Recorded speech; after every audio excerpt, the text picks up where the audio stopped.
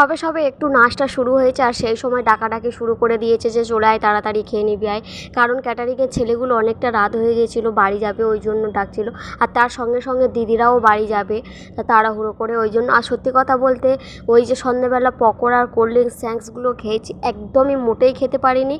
তো আমার ভিডিওটি একটু পার্ট পার্ট করে দিতে হলো, কারণ একসঙ্গে আমি দেবো ভেবেছিলাম কিন্তু একসঙ্গে আমার ফোনে সেভ হচ্ছিল না। তাই আমি পার্ট 1, পার্ট 3, পার্ট 2 আর পার্ট 3 এরমভাবেই আমাকে ভিডিওটি ছাড়তে হলো। আর ভিডিওটি ছাড়তে আমার অনেকটাই লেট হয়ে গেল, কিছু মনে করো না। আশা করি ভালো লাগবে। আর প্লিজ সাবস্ক্রাইব করে দাও। Good night, by.